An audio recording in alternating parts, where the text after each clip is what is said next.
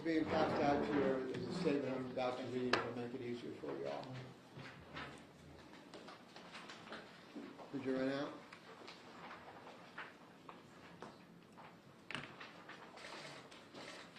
Everybody good? Y'all may be seated. First of all, thank you all for your patience. We did not mean to keep you waiting, and we decided, we've been debating about when we were going to have this conference. And as a result of some information that we've received from various people inside and outside the agency, we believe that it was imperative for us to go ahead and have this conference, announce the fact that we're filing a lawsuit.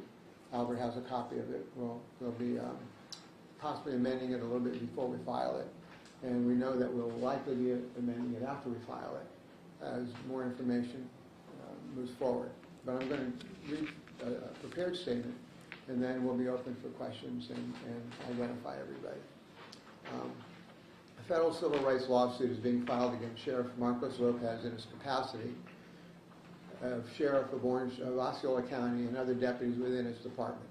The lawsuit maintains that excessive, unreasonable, and unnecessary force and violence was used by the Osceola Sheriff's Office regarding the killing of Jaden Baez, the maiming of Joseph Lowe, the shooting in the back of Michael Gomez, and the trauma experienced by a teenage passenger. The deputies, through the policies, procedures, and accepted practices, created the exigency which led to the tragic outcome of April 27th at the Target store in Kissimmee. I do want to make one correction right from the beginning. In the initial press release, and we sent out a second one to you all, Albert, will you clarify the incorrect name that was on there, please? We had initially indicated that the complaint would be against Christopher Kofinas. The actual name is Scott Kofinas. So there was a mistake there. So it is not Christopher Kofinas. We wanted to make that clear right from the onset. That was Scott Kofinas. It was a typo, and we apologize for that, but it's been corrected immediately. And a modified, amended one was sent out to everybody. The deputies were conducting field training exercises in a Target parking lot with the consent, knowledge, and permission of Target. Mr. Baez attempted to pull forward. The deputies wildly fired a hail of bullets into both the front and rear windshield, killing Mr. Baez, maiming Mr. Lowe, who had his hands up to stop shooting Mr. Gomez in the back multiple times. No weapons were brandished by the young men. There was a danger. It was the deputies themselves who created the exigency by their irresponsible, unnecessary, and deadly actions. The use of deadly force stemming from a misdemeanor for shoplifting continues to be justified by Sheriff Lopez, apparently from some of the statements that he's made. It is his policies, procedures, and established protocols which has led to this and other unnecessary violent encounters with his deputies and the citizens. Two of the occupants of the vehicle, driven by Mr. Baez, went into Target and took what we believe is $46.15 worth of Pokemon cards and a pizza. Target security alerted the field training deputies of this. Target had a policy of non-prosecution of such cases, but nevertheless, the Osceola County deputies decided to use these civilian, young Hispanic men as their own guinea pig experiment. Rather than arrest the young men, have them return the items, or issue them a notice to appear for the second-degree misdemeanor, the lowest offense in our Florida statutes, they decided to use them for training purposes. As the young men were pulling away, the out-of-uniform deputies driving unmarked vehicles with no active lights or sirens until seconds later rammed the vehicle driven by the young man within seconds of them pulling out of the parking spot. Deputies caused this exigency with what ended up being a deadly confrontation due to the policies and procedures of Sheriff Lopez. There is a no-chase policy in Osceola County, especially for non-violent misdemeanor. A lawsuit has been filed, or has been filed against Target for their irresponsible actions in cooperating with the department by allowing armed deputies to train and conduct field exercises on the property despite the dangerous situation that was forced upon customers of Target and other civilians. The federal lawsuit alleges that Sheriff Marcos Lopez of the Osceola County Sheriff's Office, as well as other deputies, are liable for their reckless, deadly, irresponsible, and dangerous policies which led to death and severe injuries. Significantly, today we're here to announce that we have discovered that Sheriff Lopez's department and some of the deputies are under investigation by the Office of the State Attorney of Orange, Osceola County. That office is headed by Monique Worrell. We have reason to believe that there have been cover-ups, collusion, and the falsification of documents within the department. All of this hinders our request for justice, but it will not stop as we proceed to uncover the full truth and hold those responsible accountable.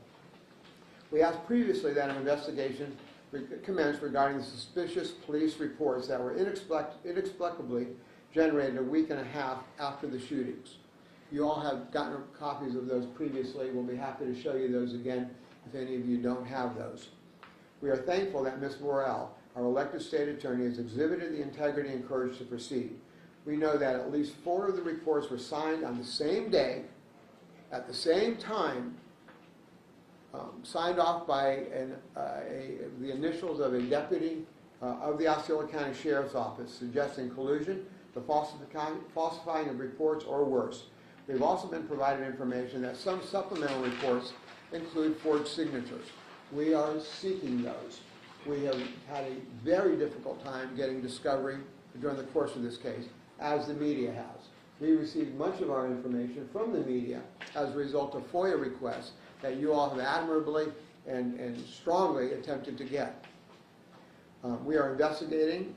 Information has been provided from sources inside and outside of the Sheriff's Office. So we have a significant amount of information that we are acquiring. We want more.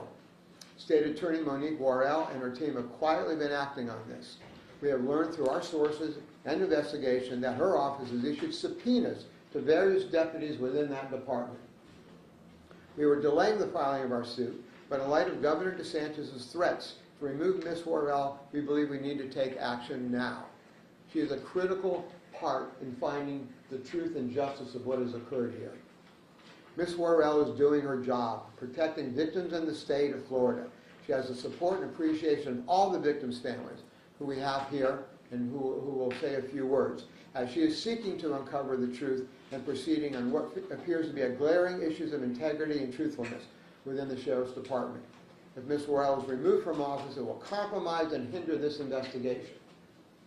Sheriff Lopez has been vocal in his criticism of Ms. Worrell, clearly wanting her removed. We believe those statements are self-serving. His comments, if she is removed, the investigation will end or be severely compromised.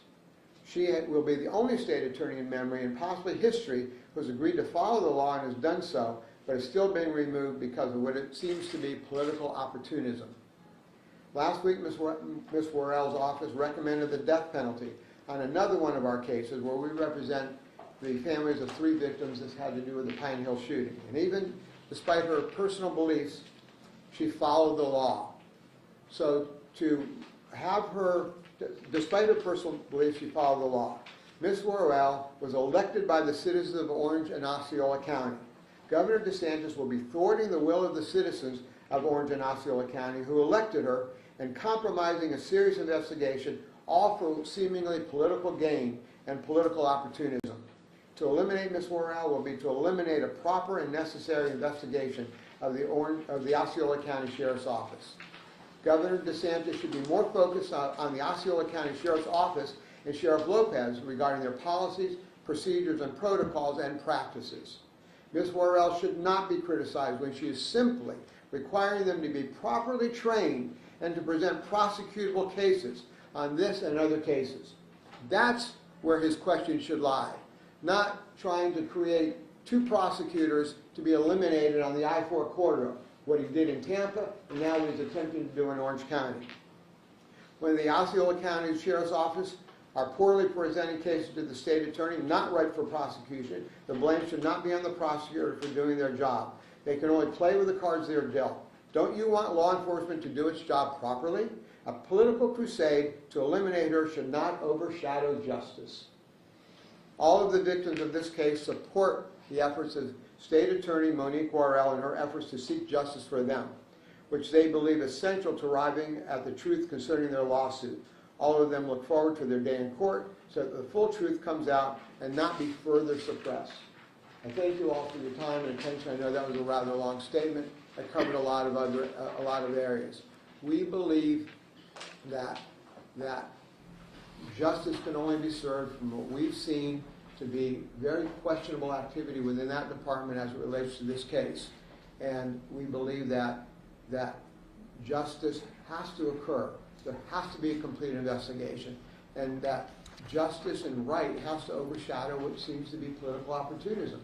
And when you have self-serving statements given by the sheriff, which are meant to oust the very prosecutor who is investigating, that's wrong. That's just fundamentally wrong, and it can't be allowed to happen. So we can speak to what some of the allegations are in the lawsuit, and I'll turn that over to my partner, Mr. Yanfa. So this case was egregious to begin with, an unbelievable case of excess force and brutality. What we have, and what we're going to be filing in federal court, is a 12-count claim against Officer Ukeb, who fired into the front of the vehicle driven by our clients, Officer Kofinas. Which Kofinas? Scott Kofinas, who fired into the rear of the vehicle driven by our clients. And 4 counts on behalf of each of the victims against Sheriff Lopez in his capacity as Sheriff of Osceola County. The amount of force used here is not isolated to this particular incident. And what we're alleging and what we have found in our investigation is that Sheriff Lopez has fostered a policy and maintained a policy of endorsing the actions of some of his deputies. And to be clear, we're not talking about all Osceola County deputies. They're wonderful people, and they're people who are doing their job for the community as best they can. But sometimes their own sheriff is frustrating their purposes and making their life harder. So in this particular case, by Sheriff Lopez, his policies and procedures that he has in place for his deputies, it caused this incident, this excessive use of violence on a case that it's a misdemeanor. And let's be clear that Target did not want to prosecute for the theft of pizza and Pokemon cards. Their loss prevention employee even stated, no, we don't prosecute for this. We don't want to prosecute for this. That particular report was done on May 8th, seeking no prosecution. But what we have is a report on May 9th given by one of the deputies that contradicts that and says, oh, Target does want to prosecute for this case. When the day before, Target said no.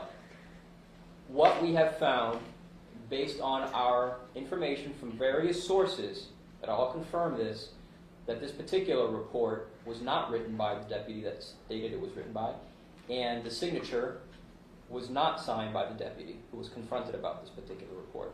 Again, we don't know what we don't know yet, but it's clear that our sources all point to the same thing. There is a falsification of reports going on here. And if we can't trust that one report, we can't believe any of the reports that were provided in this particular case by the department, thus necessitating this federal lawsuit so that we can really dig into discovery. You want to introduce? Sorry? You want to introduce? Oh, and I'm sorry. So here, this is Alejandro Baez. Alejandro Baez is the father of Jaden Baez. He was the driver of the vehicle at Target that day. It was his son who died at the hands of the Osceola County Sheriff's Office. And would you like to say a few words, Mr. Baez? The state attorney, she's doing a wonderful job, and I appreciate that she's trying to fight justice for the victims, not only my son. Me and Jaden's mother are happy, that she's doing a great job, and it will be very sad if they take out of office for her to find out the truth of what really happened.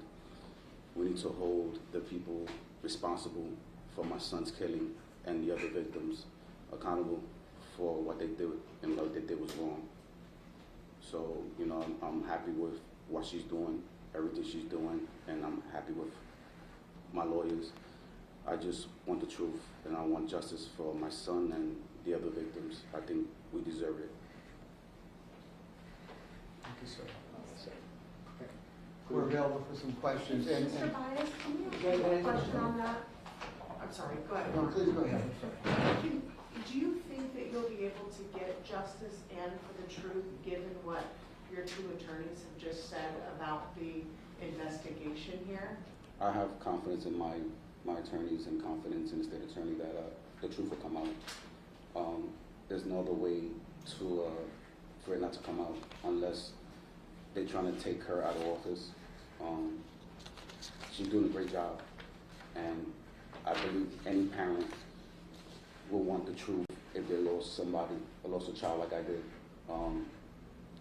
I will never be a grandfather, ever. I have a 9-year-old that's severely autistic, so I will never know what it is to be called abuelo, grandpa. So the truth has to come out, and I believe that it will come out for not just my son. You know, me and Jada's mother want the truth to come out, and I believe that it will, with the state attorney and my lawyers. Señor Báez, en español, por favor, si puede expresarse. English. Sí, no español. No, English. I can try. Por favor, un breve comentario en español, se lo agradezco. Go ahead. A brief comment in Spanish, if we can try, please. It's not good, Papa. Okay. It's not good. Can you talk a little bit about what it's been like for your family since losing your son? Very hard. Me and his mother, we talk. Me and grandmother, we talk.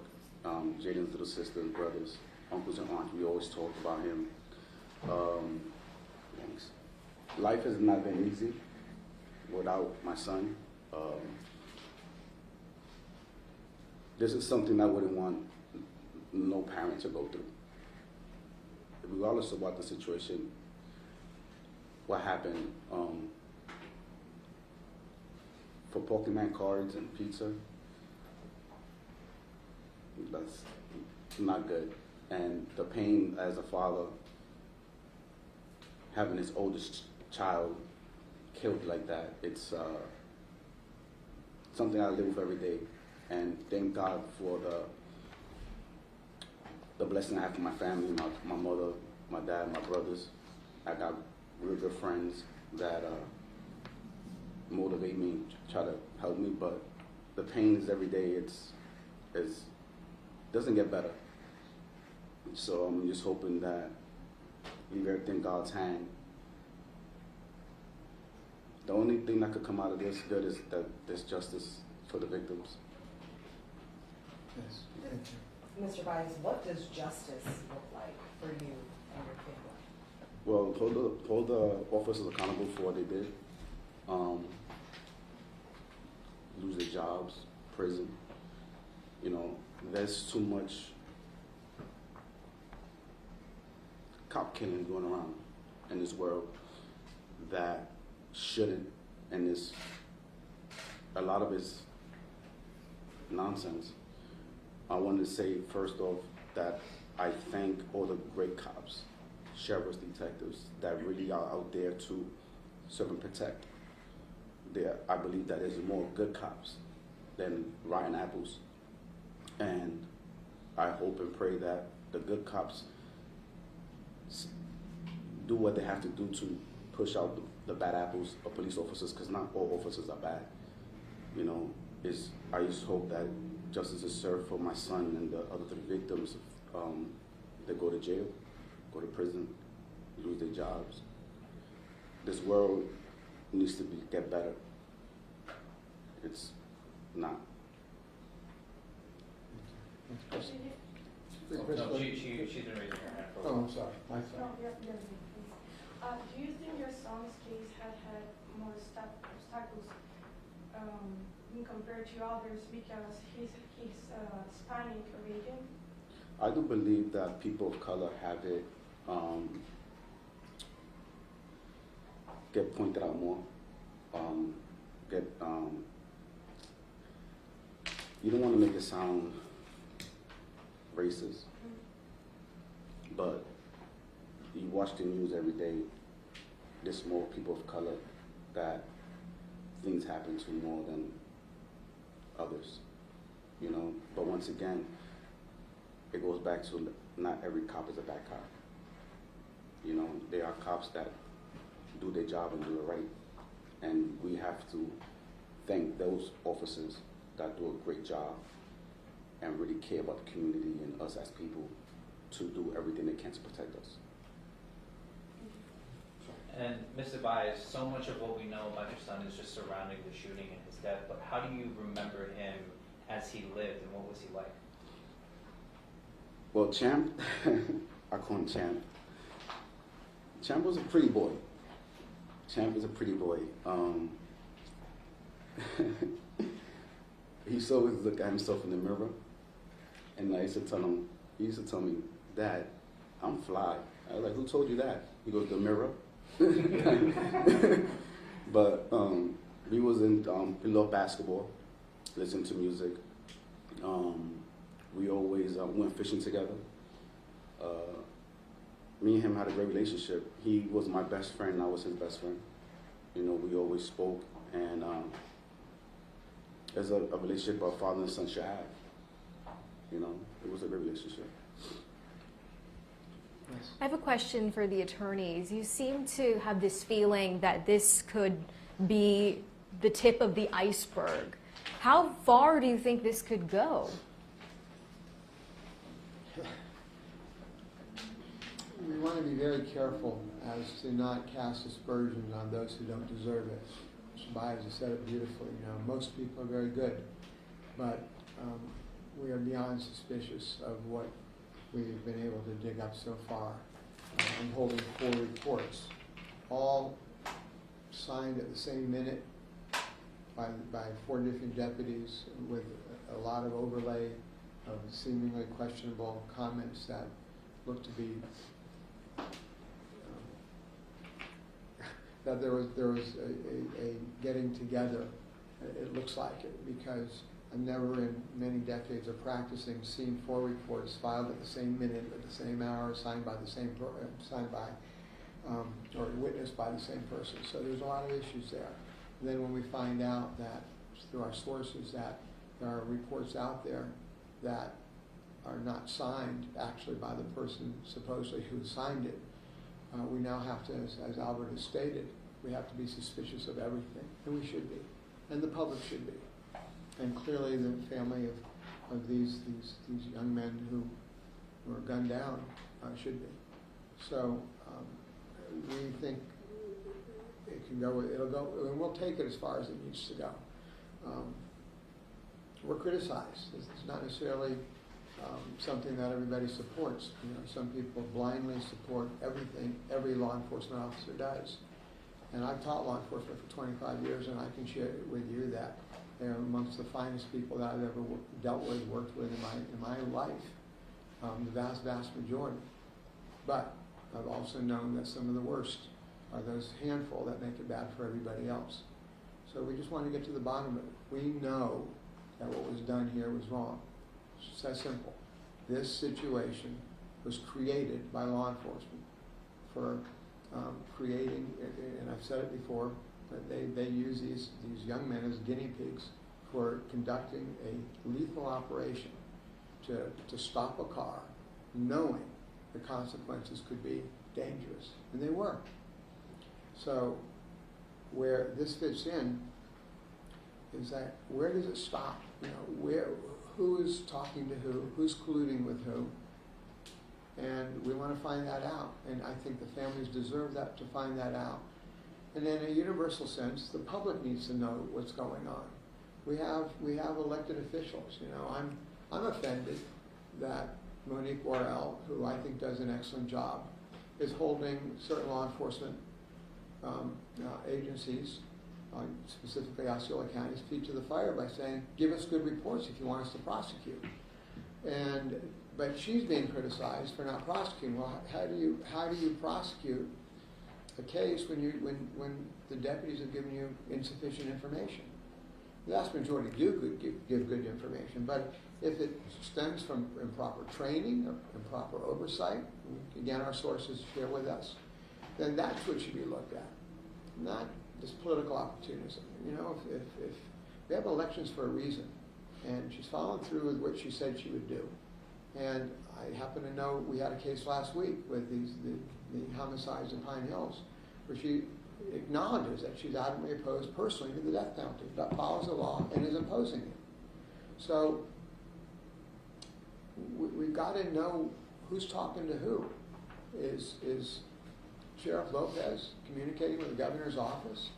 And is there an effort to move her out and using this and using on the backs of the victims' families to get political gain? That's just wrong. And so we are in a quest for justice. And there'll be some naysayers who will say, they're just in it for the money. Well, sorry people, screw you. We're in it for justice. We do make a living doing this, but we're going way beyond what is normal. We see injustices here, and we are going to do everything we can to get to the truth. And I'm born and raised in Orange County, and this is a beautiful area in Central Florida. But when we see these type of injustices, these remind us of days of the past, and history can't be forgotten. And if we are reliving some of the inequities that happened in old Central Florida, something's gone wrong, and these families are grieving. These kids should not have been maimed and killed and shot over this. There's just no excuse for it. Yes. Question for Mr. Is that a picture of your son? Yes. The picture of Jaden and my other son is autistic.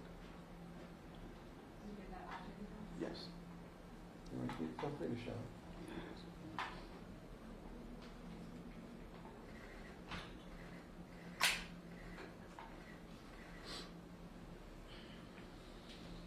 Mark, do you expect similar action, like a lawsuit or something, coming relating to the fire at Wawa last year? Oh yeah.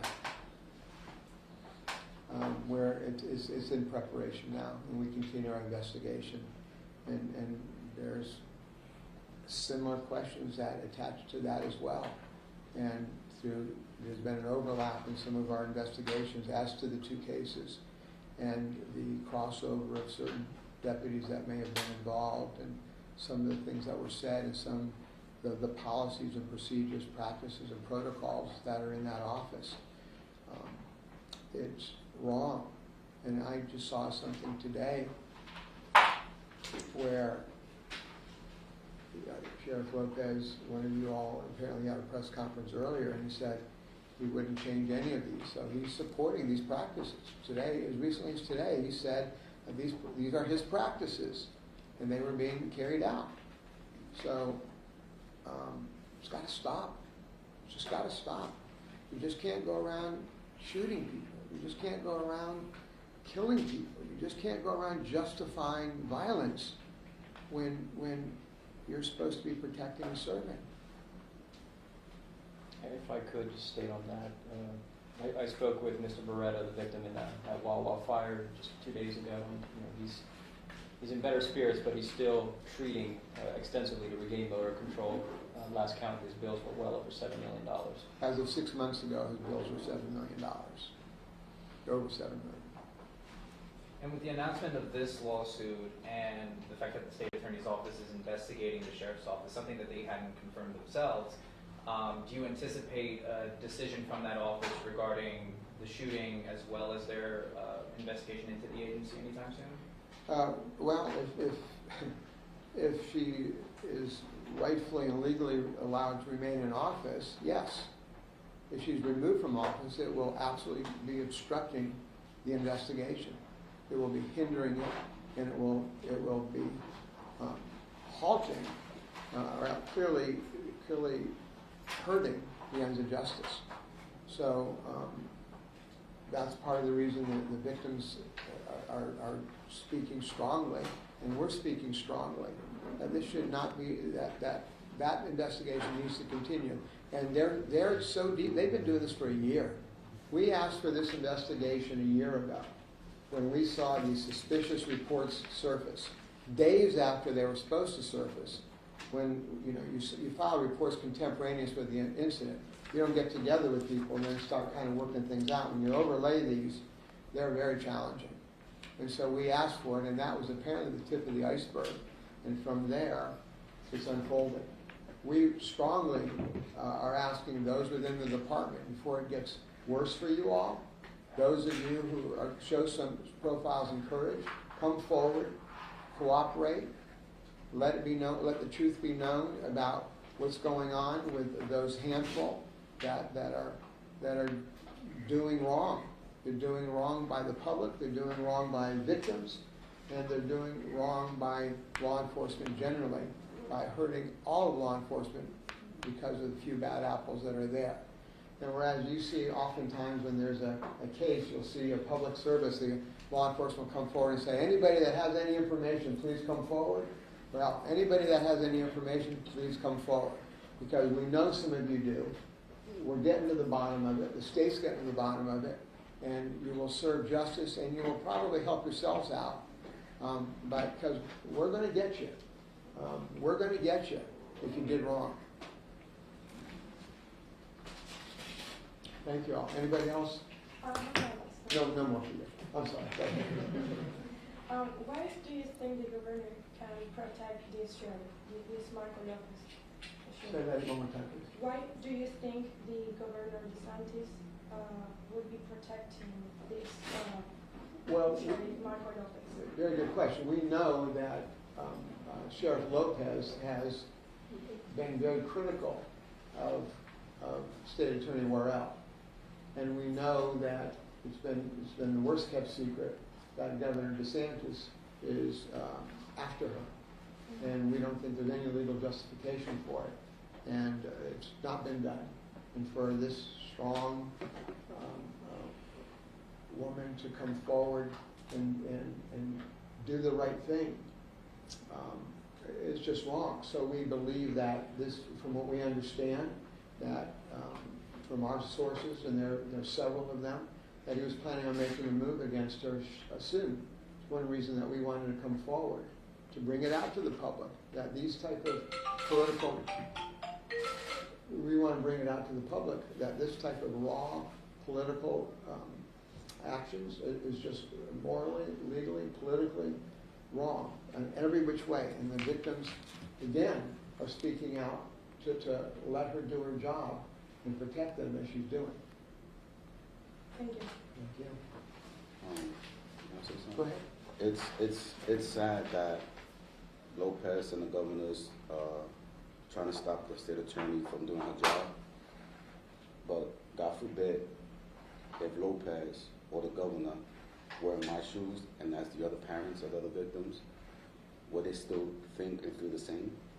Because I'm pretty sure that if Lopez or the governor was in the shoes of me and James' mother, they would want justice. They would want whoever's in charge to find out the truth and hold those people accountable for what they did wrong. So why stop or try to get involved when somebody's just trying to find the truth and do what's right and follow the law? If you want to take somebody out of office, like the state attorney, then you must have a lot of stuff you're hiding that you don't want to come out in light. Because if you wasn't afraid for things to come out, let her do her job and let her find justice for the parents and the family and the victims. Because I'm pretty sure if there was the other way around with Lopez or the governor, that's exactly what they want. They wouldn't want nothing else but justice for their child.